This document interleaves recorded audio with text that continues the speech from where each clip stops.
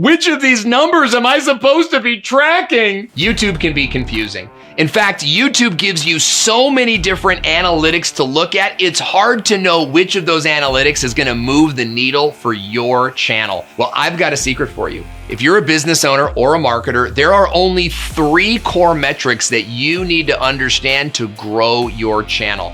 And when you understand these metrics, you'll always know what to do to make your videos perform better, and you'll be able to bypass all the confusing lingo that you're hearing in the internet space. What's going on? My name is Owen Video, and I'm Digital Marketer's YouTube growth expert. And YouTube gives you a whole bunch of metrics that are easily accessible from the YouTube Studio link on your desktop. But YouTube also has a phenomenal app called YouTube Studio that you should download on your phone and move to the home screen, and you should be checking it on a fairly regular basis. I guarantee you'll have more fun in there than you will arguing with Aunt Sally on Facebook. So when you open up the YouTube Studio app, you'll immediately see a collection of stats on a dashboard. And at first, this seems a little overwhelming. So I'm gonna break down to you the first metric that you should be looking at. It's called ranking by views. And you can see in this image that it ranks the video as 1 out of 10 or 2 out of 10 or 3 out of 10. That number is comparing your most recent video to the last 10 uploads on your channel. So when a video is 1 out of 10, it means it's the top performing video out of your last 10. It is ideal for every video you upload to be number 1 out of 10, but it's very unlikely. So you want to understand what this number means and how to impact it. Now, we'll talk about that in the next video.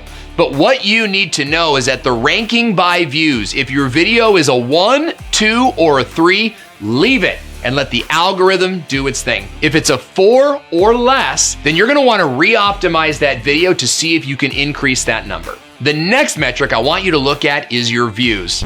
No! I'm kidding. You don't want to look at your views. You want to know why? Because you cannot impact your views. You can only impact what impacts views. And looking at your views is a huge distraction. So instead, we want to look at the next metric called CTR. This is your click-through rate. And if you can get your click-through rate up, your views will go up with it. What is the click-through rate? Well, here's how YouTube works. When you publish a video, YouTube will begin to show that video to your subscribers and other people who might be interested in your content. Every time your video appears on someone's screen, that's called an impression. So 1,000 impressions mean 1,000 potential views for your channel. And the click-through rate is the percentage of people that clicked on the video when they saw it on their screen. So by improving your click-through rate, you could double or triple the amount of views on your video. The click-through rate is largely impacted by your thumbnail, but what's really important is knowing what your click-through rate should be. And for all new channels that are under 100,000 subscribers, your goal should be a 7% to a 10% click-through rate, keeping in mind that your impressions will be much smaller.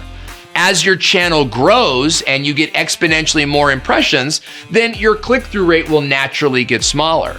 But for so many of you watching this video now, you're just getting started, and it's important to keep your click-through rate at 7% to 10%. Now that brings us to the last metric and what I feel is the most important of all 3, and that is your average percentage viewed.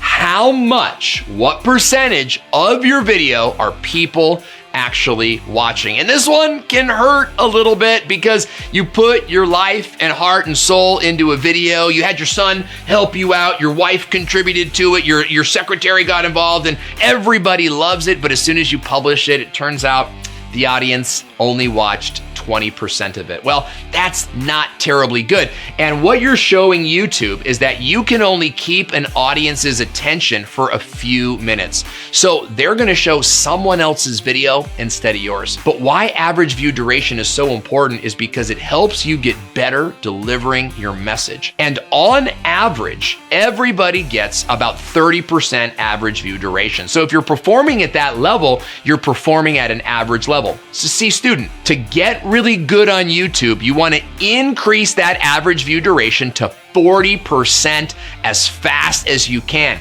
That's a B+ average. And if you can get that percentage slowly to 50%, well, now you're a top performing YouTube video. So how do you do that? How do you impact your average view duration and keep people watching longer? Well, that's exactly what we talk about in the YouTube certification course that we've built out for Digital Marketer. You can click on the link in the description box below to get more information and enroll in that program. And you can also keep watching where I'll go into even more detail on how to optimize your video to get more views and more engagement without having to become a purple-haired basement slime YouTuber.